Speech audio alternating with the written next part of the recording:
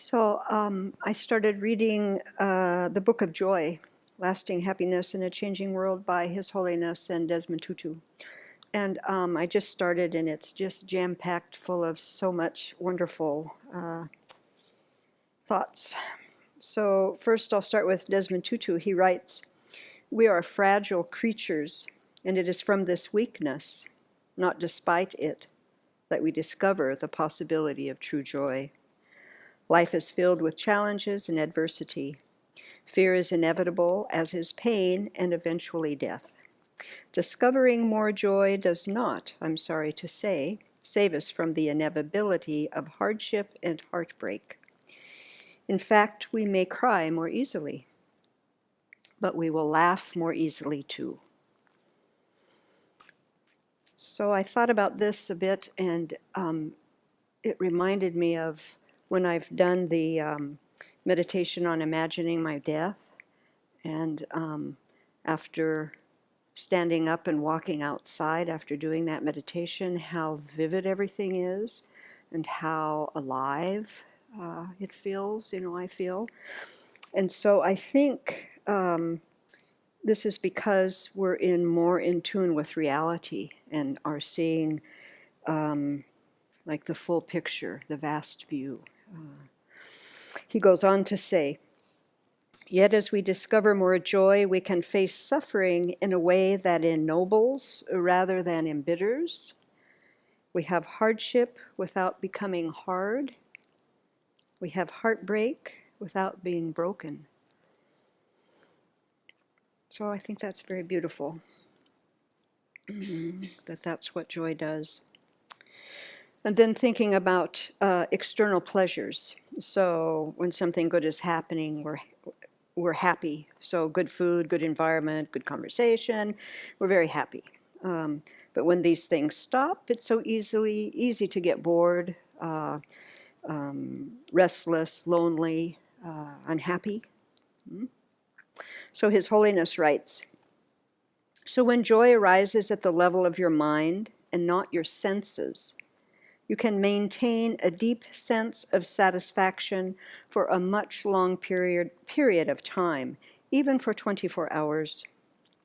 So I always say to people, you have to pay more attention to the mental level of joy and happiness, not just physical pleasure, but satisfaction at the level of mind. This is true joyfulness. When you are joyful and happy at the mental level, physical pain doesn't matter very much. But if there is no joy or happiness at the mental level, too much worrying, too much fear, then even physical comforts and pleasure will not soothe your mental discomfort."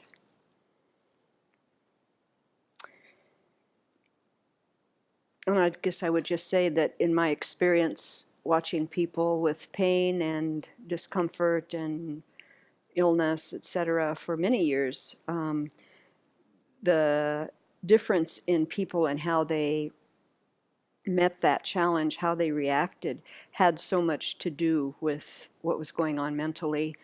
A person with very minor something could be out of control with pain. Somebody with huge physical difficulty,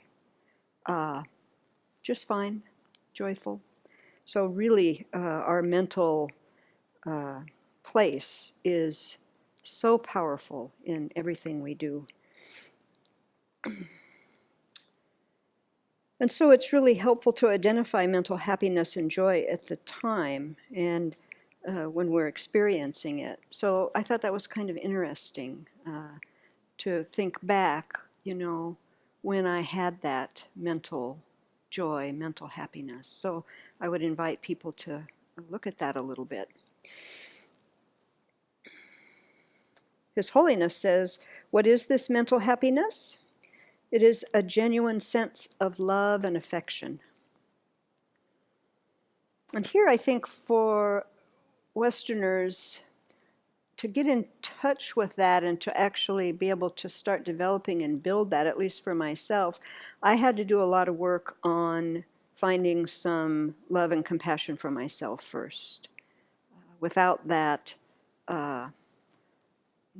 there wasn't really a deep sense of and kind of pure love and compassion for others. So once we have a more balanced view of ourselves, I think then we can cultivate love and affection for others quite easily. He goes on to say, His Holiness goes on to say, this is the value of compassion, having compassionate feelings for others. Even you see 10 minutes or 30 minutes of meditating on compassion, on kindness for others, and you will see its effect all day. That's the way to maintain a calm and joyous mind. So what struck me about that is this is what Venerable Children has been telling us for many years. Yeah, to do these meditations over and over again. And then the book moves into a little bit of neuroscience, which was brought into the discussion. And they talked about Richard Davidson. He's a neuroscientist who has really mapped out the joyful brain. So he's identified 4 independent brain circuits that influence our lasting well-being. The first one is our ability to maintain positive states. And of course, the fastest way is to start with love and compassion. So all of the meditations to develop bodhicitta that are at our fingertips are so valuable and so helpful. And the second one is our ability to recover from negative states. He says that these circuits are totally independent, so we need to develop antidotes for each circuit or mind state. So that's also very interesting to kind of consider, when a negative state overtakes the mind, afflictions arise, and then, you're in that place, how quickly do you recover from that? And what are the antidotes that you use to get yourself, out of that state? The third that influence our lasting well-being is our ability to focus and avoid mind wandering.